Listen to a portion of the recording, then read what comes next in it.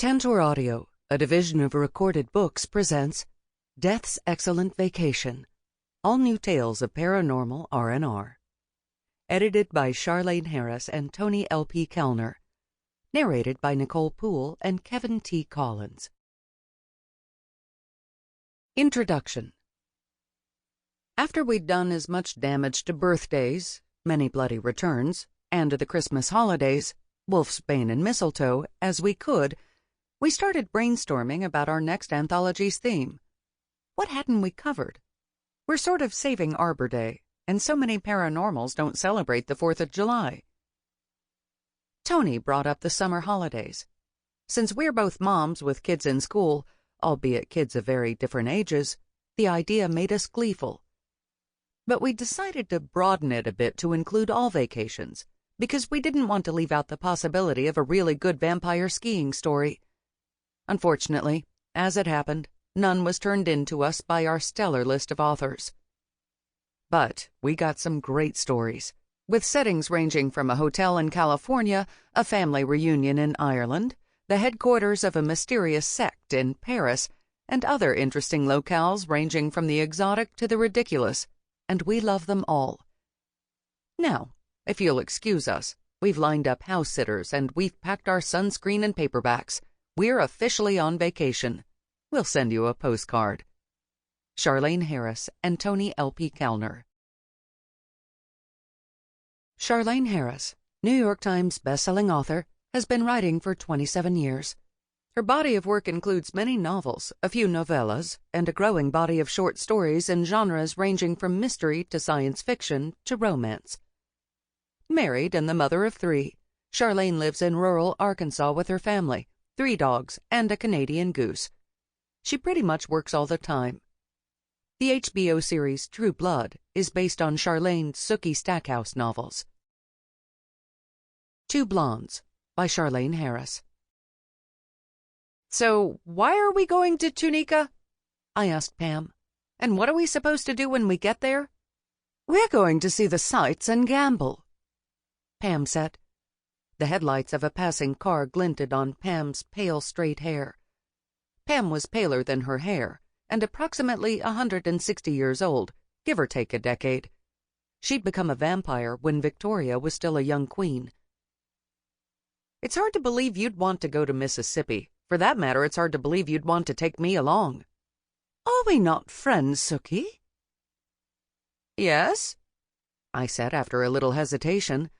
Though it didn't seem polite to say so, I was closer to being a friend of Pam's than I was of any other vampire.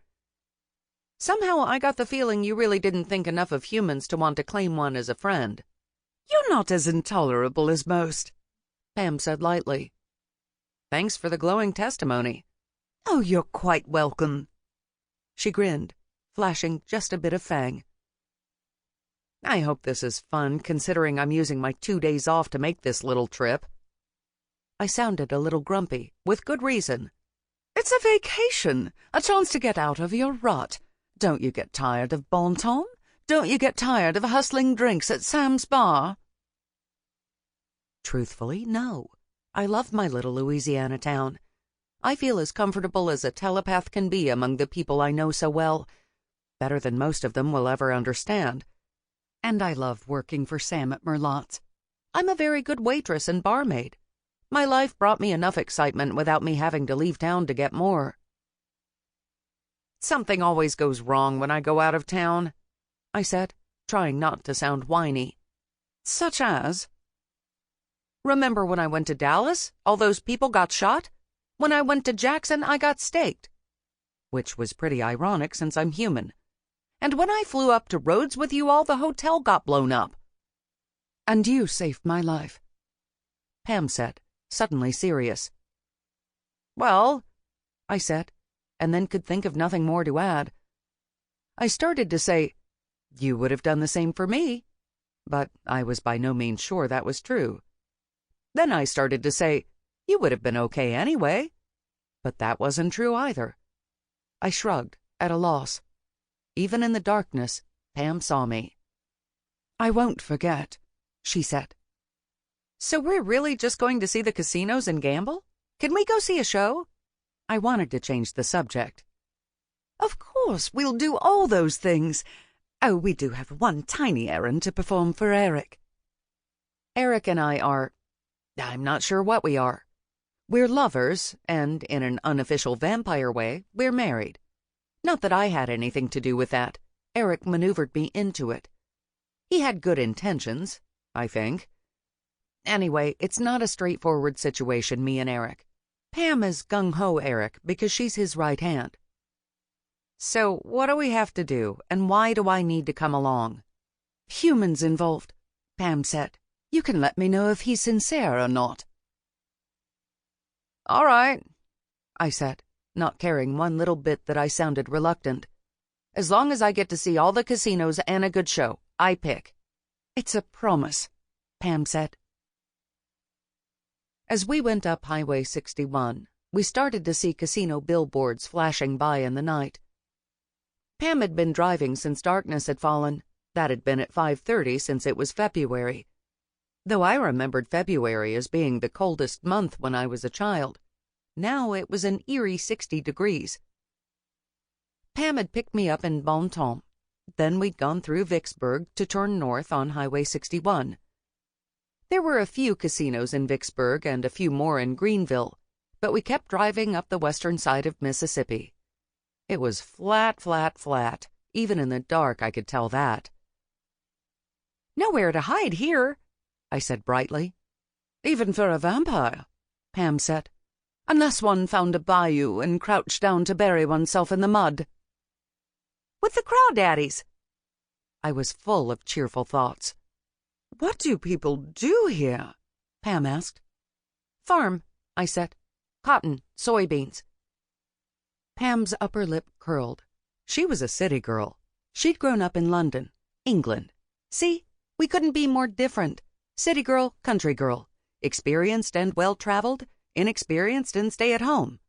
Bisexual, heterosexual. She's dead, I'm alive. Then she turned on the CD player in her Nissan Murano, and the Dixie Chicks began singing. We did have something in common after all. We saw the first turnoff to the casinos at 2 a.m. "There's a second turnoff, and that's where we're staying," Pam said, "at Harris." "Okay," I said, peering at the signs.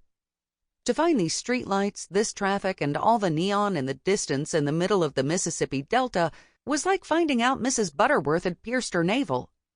"There," I said. "We turn there." Pam put on her blinker. She was an excellent driver. And following the signs, we pulled up in front of the casino/hotel where we had a reservation.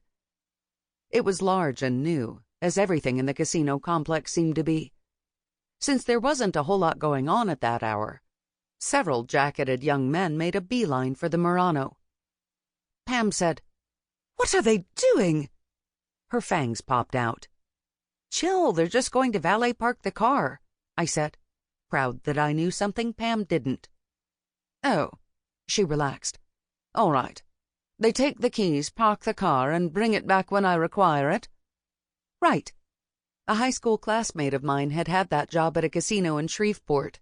You tip 'em," I prompted, and Pam opened her purse, a Prada. Pam was a purse snob. She laughed when one of the young men wanted to carry her luggage. We both entered the casino hotel with our weekend bags slung over our shoulders. Eric had given me my bag as a Christmas gift, and I really liked it.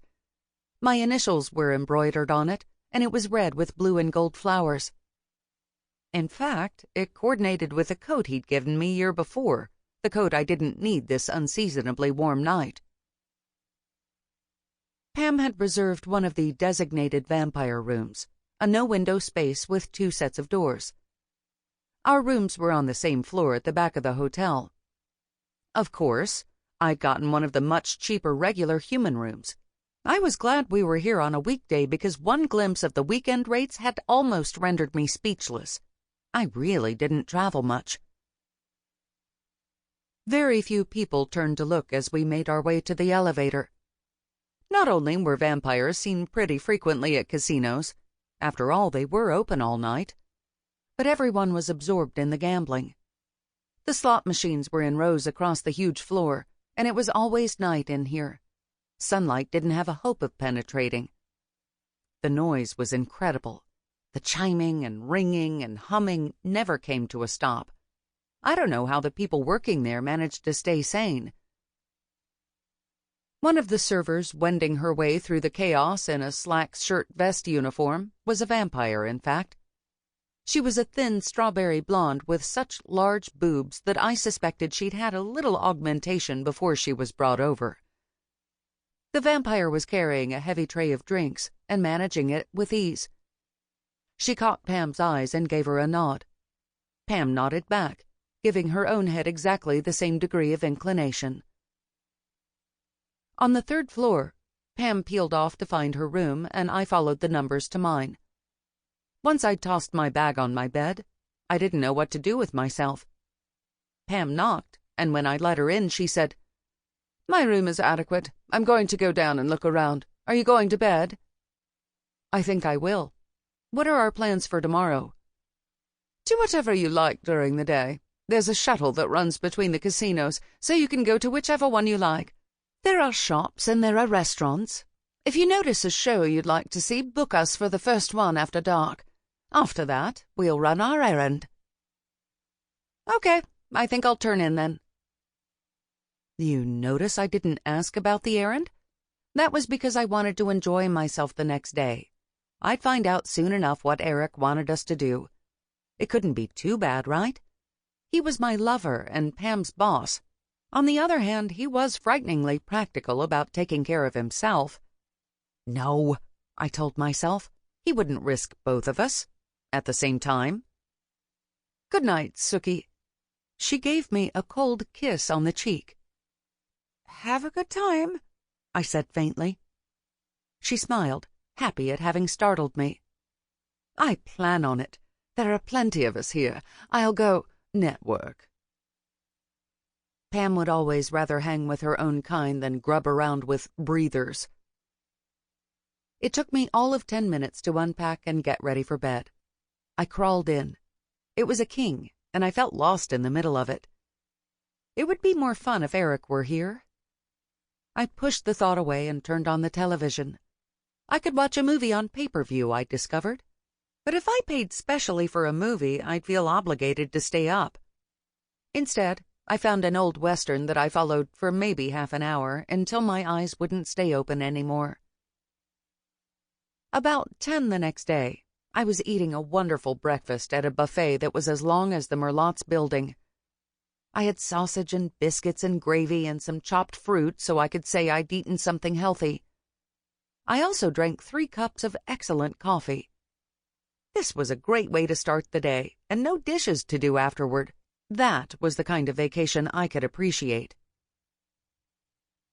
I retreated to my room to brush my teeth, and then I went outside to catch the bus. The sky was overcast, and the temperature was as unnaturally warm as it had been the day before. One of the valet parking attendants told me where the shuttle bus would pick me up to take me to the other casinos, and I waited for it with a stout couple from Dyersburg, Tennessee, who had cornered the market on chattiness. They'd won some money the night before. Their son was going to the University of Memphis. They were Baptists, but their pastor liked to visit the boats.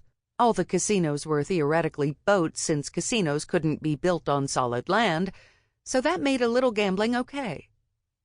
Since I was young and alone, these two decided I was applying for a job at the casinos. They assured me someone as young and perky and pretty as me would have no trouble. "Now don't you go to that bad place north of here," the woman said, with mock admonishment. "What place would that be?" "Henry, close your ears," she told her husband. Henry good-naturedly pretended to hold his hands over his ears. "There's what's called a gentleman's club up there," she said in a stage whisper. "Though what someone calling himself a gentleman would be doing there, I don't know." I didn't say that I was pretty sure real gentlemen had sex urges too, because I understood what she meant. "So it's a strip club?" Ms. Dyersburg said, "My lord, I don't know what all goes on in a place like that. I won't ever see the inside of one, you can bet. Listen, our oldest son is 24 and he's single, got a good job. You dating anyone? Then, thank God, the bus came. Whatever casino the Dyersburgs chose, I'd pick another one. Luckily, they got off pretty quickly, so I waited to disembark at Bally's. I went in, to be assaulted by the newly familiar chiming and clicking of slot machines. I saw a sign for a huge buffet. I got a discount coupon immediately from a smiling older woman with elaborate brown hair and lots of gold jewelry. There were 3 restaurants in Bally's, and I could eat till I popped at any one of them, according to the material on the coupon. I wondered how much of an appetite I could work up playing a slot machine.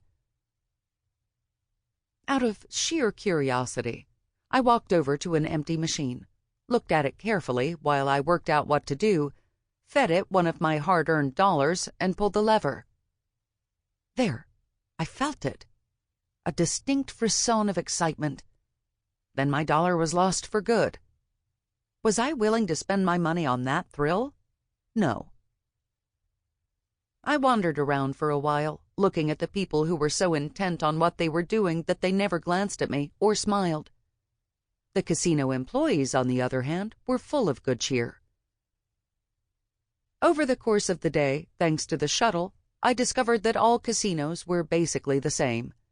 The decor changed. The staff uniforms were different colors. The layout might vary a bit. But the noise level and the gambling facilities, those were constant. I had lunch at yet another casino in the middle of the afternoon. Each casino seemed to have 2 or 3 restaurants. I couldn't face another buffet. I made my way to the lower-priced one that offered menus. When I tired of people watching, I pulled out the paperback I carried in my purse. At the casino after that, I had to fend off a persistent admirer, a man missing an important front tooth. He wore his hair pulled back in a long graying ponytail. He was sure we could have some fun together, and I was just as sure we could not. I got back on the shuttle. I returned to Harrah's with a feeling of relief. I'd seen lots of new things, including a riverboat and a golf course, but all in all, the casino seemed kind of sad to me. The gamblers weren't people like you see in James Bond movies, rich people dressed to the nines who could afford losing. Some of the people I'd seen today didn't look like they could afford to waste $10. But I had to admit, they'd seemed to be having a good time, and, after all, that was the point of a vacation. It was lovely to shut the door of my room and enjoy the silence. I threw myself down on the bed and closed my eyes. It wouldn't be long until Pam rose. Sure enough, she knocked on the door 30 minutes later. "Did you get some tickets?" she asked. "Hi, Pam. Good to see you." "Yes, I had an interesting day," I said. "I got some tickets to the Mucho Macho contest." "What?" "It's a strongman competition. I wasn't sure you'd like any of the music acts. The groups I actually knew, they were all sold out for tonight. So I got tickets to see big strong guys. I thought you'd like that. You like guys too, right?" "I like men," Pam agreed guardedly. "Well, we have an hour before we go," I said. "You want to go get some warm blood?" "Yes," she said, and followed me to the elevator, still looking dubious. While Pam drank a couple of bottles of True Blood Type A, I had a bowl of ice cream. Calories don't count while you're on vacation. Then we went to the casino next door to watch the Mucho Macho contestants do their manly thing. I gotta say, I really enjoyed it. Muscular guys lifting heavy weights, swinging big hammers, pulling farm equipment with their teeth. No, I'm just kidding about the teeth. They used a rope harness. It was like monster trucks, but with men. Even Pam got into the spirit, yelling encouragement to Billy Bob the Brawler from Yazoo City as he harnessed up for his second attempt to move the tractor a yard across the floor. Of course, Pam herself could have done it easily. She got a call on her cell phone as we were leaving the show. "Yes, Eric. Oh, we've just finished watching big, muscular, sweaty men move large things around. Sookie's idea." Her eyes went sideways to meet mine. She grinned at me. "I'm sure you could, Eric. You could probably do it without your hands." She laughed. Whatever Eric said next got her serious attention. "All right, then. We'll go now." She handed the phone to me. I didn't like the compressed lips and narrowed eyes. Something was up. "Hey," I said. I felt a surge of lust down to my toenails just knowing that Eric was on the other end of the connection. "I miss you," he said. I pictured him in his office at Fantasia, the nightclub he and Pam owned. He'd be sitting in his leather office chair, his thick golden hair falling in a waving curtain past his shoulders, and he'd be wearing a t-shirt and jeans. Eric had been a Viking, and he looked like it. "I miss you too," I whispered.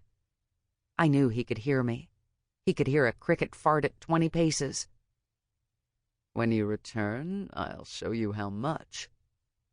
"I look forward to that," I said, trying to sound brisk and businesslike since Pam could hear the conversation. "You're not in any danger tonight," he said, sounding more businesslike himself. "Victor insisted you go with Pam. The vampire you're meeting has a human companion.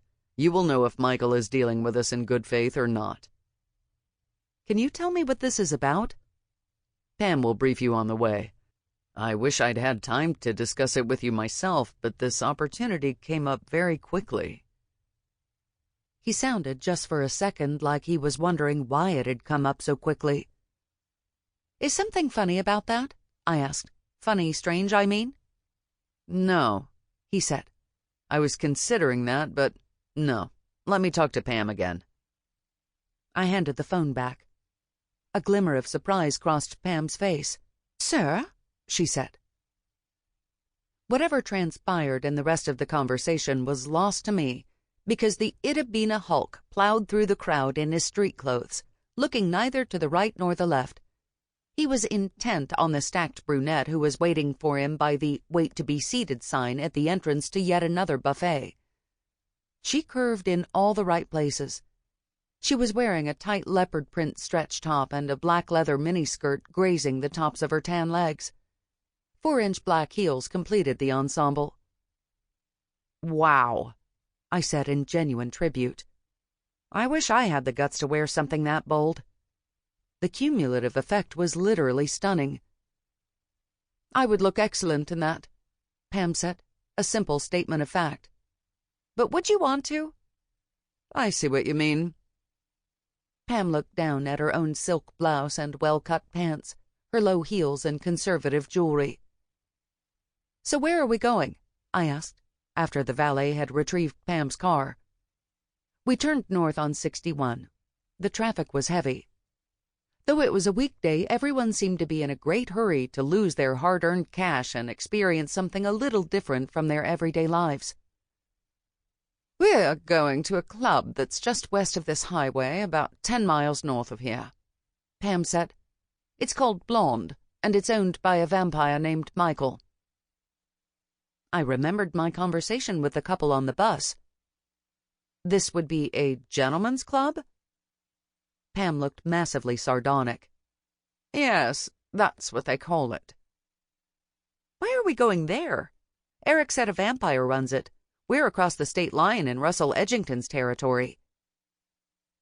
Russell Edgington was the vampire king of Mississippi. Though most humans didn't know it, there were other systems of government in the USA besides the federal government. Not every state has its own vampire ruler. Some states are populous enough to have 2 or even more. New York City itself has 3, I understand. Visiting vamps were supposed to check in when they had to cross into another vamp's territory. I'd met Russell, and he was no joke. "This must go no farther, you understand?" Pam gave me a very meaningful look before turning her attention back to the road. The oncoming traffic heading south from Memphis was moving easily, but it was also nonstop. "I understand," I said. I didn't sound enthusiastic. Vampire secrets are unpleasant and dangerous. "Our new masters have been chipping away at Edgington's control of Mississippi," Pam said. This was very bad news. Louisiana, where Bontemps lay, had been taken over from its previous management by the vampires of Nevada. Since Arkansas had previously allied with Louisiana, long story, the King of Nevada, Felipe de Castro, had gotten 2 states for the price of 1. His ambitious lieutenant, Victor Madden, had apparently decided to go for the trifecta. Why would they want to do that? Felipe owned 2 poor states. If he added Mississippi, he'd have the equivalent of 1 prosperous state, but his people would be spread thin. The casinos, Pam said. Of course. The big business in Nevada was casinos, and there were lots of casinos in Mississippi. Felipe had already acquired casinos in Louisiana and had the state of Arkansas thrown in for free. Vampires can't own casinos, I said. It's against the law.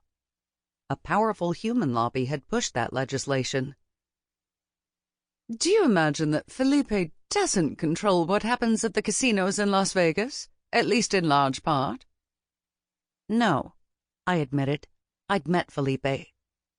In fact, our king is bringing a lawsuit to challenge that legislation through the human courts, and I'm confident he'll win, Pam said. In the meantime, Victor told Eric to send us as an advance team. I had seen Victor much more often than the king himself. Victor Madden was Felipe de Castro's man on the ground in Louisiana, while Felipe stayed at his castle in Las Vegas. Pam, do you think this is all on the up and up? What do you mean? I thought she knew. Victor specified us. Why do we have this top-secret mission instead of someone better at negotiation? Not that you're not a great fighter, I added quickly. But you'd think if we're trying to pinch parts of Mississippi off, Victor would send Eric himself. Eric was the only remaining sheriff that the previous ruler had put in place. All the others were dead. I remembered Victor's adorable, smiling face, and I got worried. You're sure this Michael is willing to ditch Russell? Victor says so. And Michael has a human companion. Yes, a man named Rudy. This is dangerous, no matter what Victor told Eric. We're in foreign territory. This isn't a real vacation, we're poaching. Russell doesn't know why we're here. How can you be sure? I told his headquarters that I was having a weekend here so they wouldn't think my presence was caused by business of any kind. And? Russell himself came on the phone to extend his hospitality. He told me to feel free to enjoy myself in the area and that Eric's second-in-command was always welcome. And you don't think that's fishy? If Russell had any idea what Felipe was considering, he would have counterattacked by now. Vampires pretty much wrote the book on chicanery, double-dealing, and what you might call drastic politics. If Pam wasn't worried, should I be? Sure, Pam could take a lot more damage than I could. Blonde was not an attractive edifice. No matter how much female beauty might be on the inside, and the billboards promised plenty, on the outside it was a metal building in the middle of nowhere. It had a huge parking lot, and there were plenty of vehicles there. The ground had risen as we approached Memphis and its bluffs, and the club stood on top of a hill with a deep ravine behind. The whole area outside the parking lot was covered with kudzu, like it had been carpeted in the plant. The trees had been covered too. We go to the back, Pam said, and she drove around the building. The back was even less appealing than the front. The parking lot was poorly lit. Michael was not too concerned for the safety of his workers. Of course, I told myself, maybe he walks each of the girls to her car every night. But I doubted it. Pam, I have a bad feeling about this, I said. I wanted to be on record as letting you know that. Thanks for the pep talk, Pam muttered, and I realized that she had more misgivings than she'd revealed. But I have my orders, and I have to do this. Who issued those orders, Felipe, Victor, or Eric? Victor called me into Eric's office and told me what to do and to take you. Eric was present. How do you think he feels about this? He isn't happy, Pam said, but he's under new management and he has to obey direct orders. So we have to do this. I have to. I am Eric's to command. Sample complete. Ready to continue?